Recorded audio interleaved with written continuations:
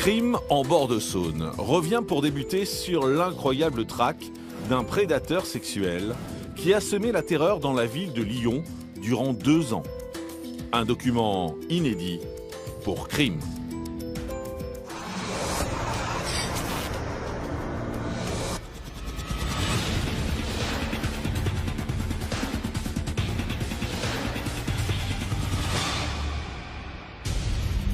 Dans l'affaire qui va suivre, vous allez découvrir l'histoire d'un mystérieux violeur qui a hanté les rues de Lyon et créé la psychose chez les habitants. Le récit d'une traque effrénée qui va tenir les policiers en haleine pendant plus de 2 ans. Je me suis dit, sois pas parano, ne te retourne pas. Il m'a agrippé par derrière et il m'a insulté et tout. Donc j'ai tout de suite regardé autour de moi. J'ai vu qu'il y avait des appartements allumés. Donc j'ai crié, je me suis dit, c'est sûr, quelqu'un va appeler la police.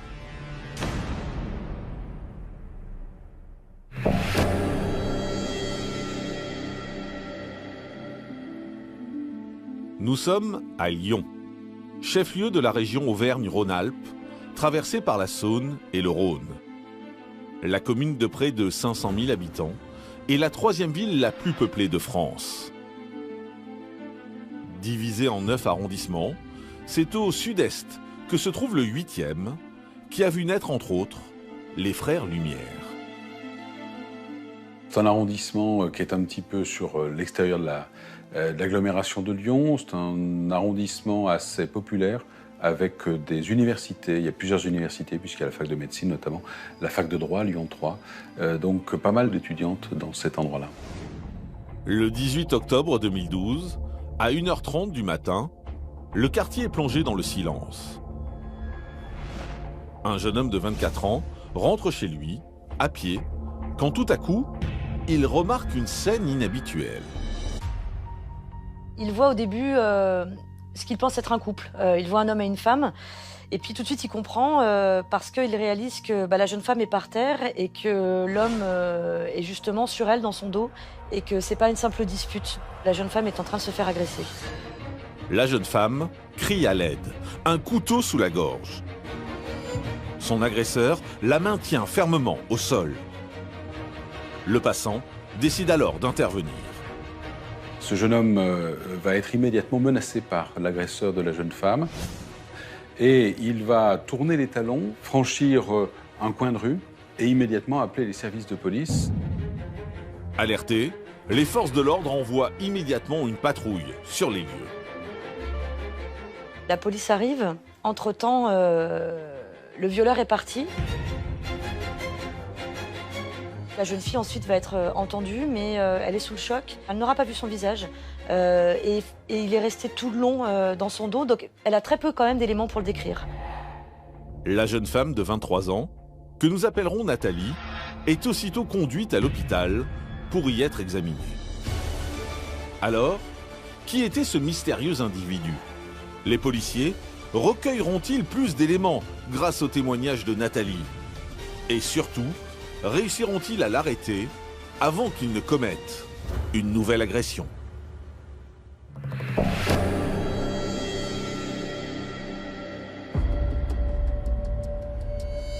À l'hôtel de police de Lyon, Nathalie, qui vient tout juste de sortir de l'hôpital, est entendue par les enquêteurs. La jeune femme de 23 ans, originaire du nord de la France, est arrivée à Lyon il y a seulement 1 mois. Elle fait à ce moment-là des études de droit et c'est une jeune fille brillante, intéressante, qui a la vie devant elle et qui est totalement insouciante parce que ce soir-là, elle ne se méfie de rien, elle rentre d'une soirée passée avec des amis, elle est à pied, elle est confiante et elle va brutalement être agressée.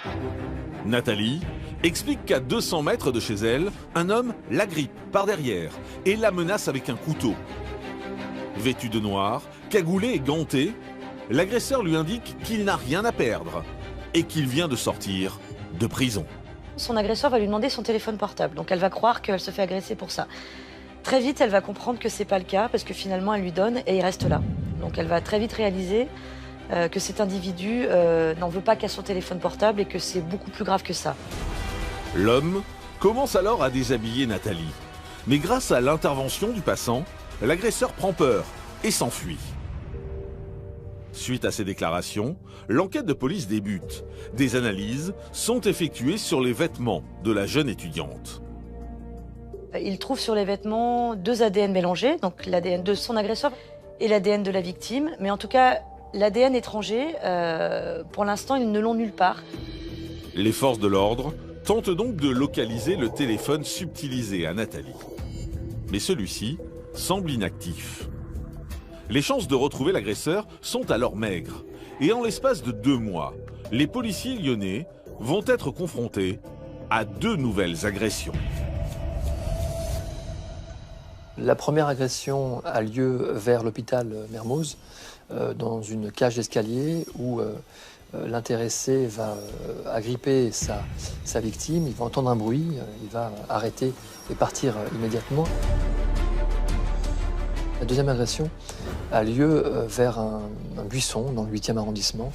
Et là, la jeune victime va dire « Mais tu te rends compte de ce que tu es en train de me faire? N'as-tu pas une sœur? Imagine le mal que tu fais. » Et là, il va partir. Sébastien, de la brigade anticriminalité, est appelé en renfort dans les minutes qui suivent ces agressions. Il témoigne à visage caché ce soir pour des raisons professionnelles. Nous, l'urgence, c'est de retrouver l'individu au plus vite. Donc on a multiplié les patrouilles, les contrôles dans la foulée dès qu'il y avait eu un fait. Mais à chaque fois, ça n'a rien donné. L'individu a disparu dans la nature. Pour les policiers, il n'y a pas de doute. Ces 3 attaques ont été perpétrées par le même individu. On va avoir énormément de similitudes, les propos qui ont été tenus, les menaces. Il va dire à plusieurs reprises à ses victimes « t'es une chanceuse, t'es une vénarde ». Il arrive systématiquement par l'arrière, il est systématiquement habillé de sombre ou de noir. Et puis il y a ces menaces qui sont toujours pratiquement formulées dans les mêmes termes. « Tais-toi ou je te plante ». Et puis il y a aussi quelque chose de troublant, c'est qu'on a un périmètre finalement assez limité dans lequel vont se dérouler ces différentes agressions. Mais si le mode opératoire est précis, les enquêteurs ne disposent en revanche que d'une vague description de l'homme qu'ils recherchent. Car celui-ci porte systématiquement une cagoule. Nous, on avait très peu d'éléments. C'était un individu assez grand, 1m75, 1m80, pas forcément d'accent particulier. Et il était porteur à chaque fois d'un couteau. En cette fin d'année 2012, l'enquête est au point mort. Et les policiers savent que le temps leur est compté. Ils ont remarqué qu'ils s'en prenaient à ses victimes une fois par mois, enfin tous les mois. Donc tout de suite, ils redoutent qu'il y ait d'autres agressions très rapidement. Alors, les forces de l'ordre parviendront-elles à mettre la main sur l'agresseur avant qu'il ne fasse une autre victime? L'homme fera-t-il un faux pas qui permettra de l'identifier? Les policiers ne le savent pas encore, mais ils vont être confrontés à une véritable escalade de violence.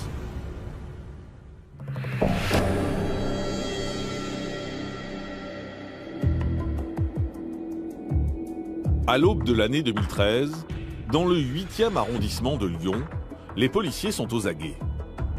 Ils savent qu'une agression peut avoir lieu à tout moment. Et le 9 janvier, ce qu'ils craignent arrive. Les forces de l'ordre sont appelées par une jeune femme de 25 ans que nous appellerons Jennifer. Elle a subi un viol extrêmement brutal. Cette jeune femme qui va vouloir se débattre, s'enfuir, va se retrouver le visage tailladé, avec des cicatrices importantes. Et on s'aperçoit que le violeur commence effectivement à avoir une violence en lui, qu'il extériorise. Immédiatement, les enquêteurs font analyser les habits de la victime. Ils vont retrouver un ADN, mais cette fois un ADN complet. Par contre, cet ADN, pour eux, ne correspond à aucun autre. Il n'y a rien dans leur fichier qui correspond à cet ADN-là. Le 16 janvier 2013, une information judiciaire pour viol, tentative de viol et agression sexuelle sous la menace d'une arme est alors ouverte. Mais tandis que les policiers commencent à faire les premiers recoupements, le mystérieux agresseur va frapper à nouveau, seulement 3 semaines après le dernier viol. Céline, ma cliente, qui est âgée de 24 ans, étudiante en médecine, va regagner son domicile. Après être allée visiter une amie à elle dans le quartier du 8e arrondissement. Et puis elle va entendre des pas derrière elle. Elle va croiser des étudiants qui rentrent aussi à la sortie du tramway. Elle pense que c'est ces étudiants qui sont derrière elle. Et les pas s'intensifient. Soudain, Céline est rattrapée par un homme. Je me suis dit, sois pas parano, ne te retourne pas. Il m'a agrippé par derrière et il m'a insulté et tout. Donc j'ai tout de suite regardé autour de moi. J'ai vu qu'il y avait des appartements allumés. Donc j'ai crié, je me suis dit, c'est sûr, quelqu'un va appeler la police. Mais personne ne répond à ces appels à l'aide. Céline doit alors subir seule son calvaire. Il a toujours veillé à ce que le couteau reste près de ma figure. J'étais allongée par terre et lui était sur moi de façon à ce que je ne puisse pas bouger. Et il a enlevé mes collants. On passe les détails glauques. Et au final, il m'a laissé partir. J'ai pu récupérer mes affaires et rentrer chez moi. Des traces d'ADN sont prélevées sur les effets personnels de Céline. Les enquêteurs effectuent alors une comparaison avec l'ADN retrouvé sur les vêtements de Nathalie et Jennifer. Et là, il va y avoir une correspondance. Ils vont s'apercevoir qu'il s'agit de la même personne au moins 3 fois sur 5. Par contre, ils ne savent absolument pas qui, parce que cet ADN est introuvable dans leur fichier. La science a parlé. Les policiers sont bien confrontés à un violeur en série. Pour établir son identité, ils élargissent alors les recherches ADN. Par désespoir de cause, les policiers vont essayer de faire ce qu'on appelle l'ADN de parentalité, donc c'est-à-dire de retrouver des membres de sa famille, peut-être des cousins, des frères, des sœurs, qui seraient dans les fichiers de la police. Sauf que cette recherche va faire ressortir une centaine de noms, et que là, les policiers ne vont pas avoir le temps de tout vérifier, donc finalement, ça ne va absolument rien donner. Les enquêteurs sont donc dans une impasse. L'homme a déjà fait 5 victimes en l'espace de 4 mois. Il faut donc agir vite. Leur seul espoir est désormais de prendre le violeur sur le fait. Ils savent qu'il agit entre 23h et 1h50 dans le 8e arrondissement. Il y a un plan qui est fait des différentes agressions et on s'aperçoit qu'il agit dans un périmètre qui est un périmètre, en fin de compte, assez proche. Alors, est-ce qu'il habite à côté? Est-ce qu'il a le temps de s'enfuir par les transports en commun ou avec une voiture? Plusieurs thèses sont mises en place. Le violeur agit dans une zone de confort d'environ 1 à 2 km. Pour l'attraper, la police sort les grands moyens. 42 fonctionnaires sont mobilisés. On a bouclé le secteur pendant de nombreux mois, le soir. Donc beaucoup de patrouilles en civil, des faux couples, des voitures banalisées. On faisait également des contrôles sur des individus. Alors, cet impressionnant dispositif portera-t-il ses fruits? L'homme va-t-il commettre une nouvelle agression? Les policiers lyonnais réussiront-ils à stopper la psychose qui s'est emparée de la ville?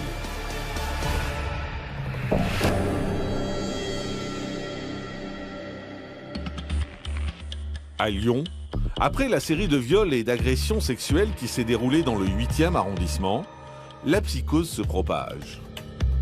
Sur les réseaux sociaux, le bruit court qu'un dangereux prédateur est en liberté. On commence à parler du violeur de Grange Blanche. On va aussi beaucoup déformer la vérité. La rumeur va vraiment enfler. On va commencer à parler de meurtre. On va commencer à parler de lacération. Il y a même certains blogueurs qui vont aller jusqu'à diffuser un portrait robot, mais qui est faux. Ce portrait robot correspond en réalité à celui d'un violeur en série parisien. Début février 2013, dans les universités, l'inquiétude grimpe. Les étudiantes savent qu'elles sont des cibles privilégiées. L'une des universités va intervenir par le biais de son président en envoyant un mail à l'ensemble des étudiants en expliquant que, attention, pas rentrer trop tard le soir, seul, il faut être accompagné, il y a des agressions qui ont lieu. Voilà. Mais évidemment, cet effort de communication qui a été fait a eu aussi pour effet d'accentuer un petit peu la peur, d'accentuer un petit peu la psychose. Et on peut dire qu'à ce moment-là, au printemps de l'année 2013, il y a une peur collective. La presse s'empare alors de l'affaire. L'homme est désormais surnommé le violeur du 8e. Cet emballement médiatique n'est pas du goût des forces de l'ordre. Pour la police, c'est pas bon. Pourquoi? Parce que l'enquête n'est pas de nature secrète. Si les choses sont relayées par les médias, si les choses sont relayées par les réseaux sociaux, imaginez bien que celui qui agresse dans le 8e arrondissement, cet individu est au courant que maintenant, on le recherche. D'ailleurs, depuis 4 mois, le violeur du 8e ne fait plus parler de lui. Et l'enquête est au point mort.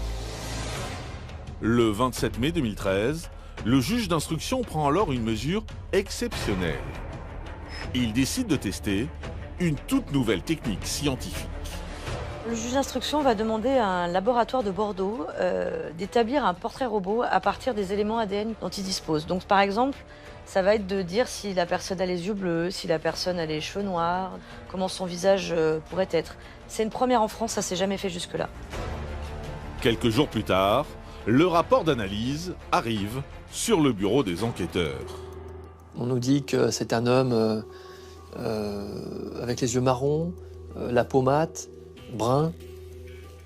Dans la correspondance et la population française, c'est pas forcément quelque chose de déterminant. Pour les policiers, qui comptaient beaucoup sur ce portrait robot génétique, c'est une grande déception. Pourtant, un événement inattendu va leur redonner espoir. Au mois de mai, va être interpellée à une centaine de kilomètres de Lyon une personne qui a commis une agression qui semble présenter des caractéristiques assez similaires à celles commises par le violeur du 8e. L'homme, qui porte une cagoule, a blessé une femme au cutter avant de lui voler son portable à Tournon-sur-Rhône, en Ardèche. L'étau se resserre, d'autant plus que le suspect correspond au portrait robot génétique. Les policiers le placent donc en garde à vue. Et très vite, ils vont se rendre compte que c'est une fausse piste, parce que d'abord, il y a une différence au niveau de la voix. Ce suspect-là a un accent très prononcé, alors que le violeur du 8e, pas du tout. Ils vont faire des analyses ADN, et puis l'ADN va parler en montrant que ce n'est absolument pas le violeur du 8e. Pour les enquêteurs, c'est un nouvel échec. Mais ils ne baissent pas les bras et poursuivent leur patrouille. Ça a duré l'été, pendant des mois et des mois, jusqu'à arriver vers septembre, où là, il n'y avait rien eu du tout pendant plus de 6 mois. Effectivement, on ne savait pas trop s'il était parti à l'étranger, s'il ne faisait plus rien. Après des mois de recherche infructueuse, le dispositif d'enquête est donc réduit. Alors, le violeur du 8e a-t-il définitivement mis fin à ses agissements ou finira-t-il par refaire surface? Quel incroyable coup du sort va faire basculer l'enquête?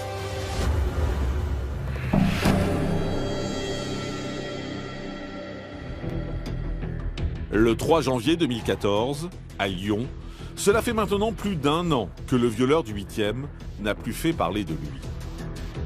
Pourtant, à 23h45, les policiers de la brigade anticriminalité reçoivent un appel. On nous dit qu'une femme a crié avec un homme à côté d'elle et une dispute. Habituellement, on va dire, c'est une intervention assez classique. Mais là, du fait de la rue, où il y avait eu un viol 1 an avant, on s'est dit on va y aller et on va y aller vite. Il y a urgence. Les forces de l'ordre se précipitent alors à l'adresse indiquée. À leur arrivée, ils trouvent un sac à main abandonné sur le trottoir. On voit que dedans, il y a tous les papiers, je crois même un peu d'argent liquide. Ça nous paraît vraiment bizarre. Les policiers ont alors une intuition. Ils décident de se rendre sur le lieu où s'était déroulée la précédente agression. Un parking plongé dans l'obscurité. Et là, donc en contrebas, on tombe nez à nez avec l'individu en plein acte sur la fille, qui est allongée par terre, le couteau sous la gorge, et il est en train de la violer. Il se relève, nous on sort évidemment avec nos armes de service, on le braque, il lance le couteau. À ce moment-là, moi je le saisis, je le mets au sol. Là, on comprend qu'on est peut-être en train d'interpeller le violeur de Lyon 8e. Les policiers emmènent sur le champ le suspect au commissariat et le placent en garde à vue. Il s'appelle Kamel. Il a 36 ans et travaille comme chauffeur de bus dans la ville des Lumières. Il n'a aucun casier, il n'a jamais commis d'infraction. C'est quelqu'un qui mène une vie professionnelle exemplaire. Il travaille, il est apprécié de ses collègues masculins, féminins. Il apporte toute satisfaction à sa direction. C'est vraiment quelqu'un qui est très apprécié des autres dans un cadre professionnel. Pourtant, dans la sphère privée, Kamel semble très perturbé. Les policiers réalisent très vite qu'il a un peu de visage, qu'il a une part d'ombre. C'est quelqu'un qui est assez isolé, qui s'enferme dans sa chambre, qui a du mal à communiquer avec ses proches et surtout qui boit beaucoup. C'est aussi quelqu'un qui n'a pas eu de vie familiale épanouie, n'a pas eu de vie sentimentale très stable. Et finalement, à 36 ans, il vit encore chez ses parents, chez sa mère. Les enquêteurs décident alors de mener une perquisition au domicile familial. Dans la chambre, ils vont trouver des revues pornographiques, des couteaux, et puis effectivement une appétence pour des films un peu violents, films X un peu violents. Au commissariat, les policiers interrogent Kamel sur le viol dont ils viennent d'être témoins. Il va expliquer le déroulement de cette soirée-là, qu'il a commencé à boire aux environs de 20 h, seul, dans sa voiture, et que finalement, là, il voit passer cette jeune femme devant lui et il va agresser cette jeune femme. Kamel est donc mis en examen pour viol sous la menace d'une arme. Concernant les 5 autres agressions, les enquêteurs préfèrent attendre le retour des analyses ADN pour être sûrs qu'il s'agit bien du violeur en série. Alors, s'agissait-il d'un acte isolé ou Kamel est-il bien le criminel qui terrorise Lyon depuis maintenant 2 ans? Les policiers parviendront-ils à prouver son implication dans 5 autres agressions? Et quelle sera la sentence des jurés à l'issue de son procès?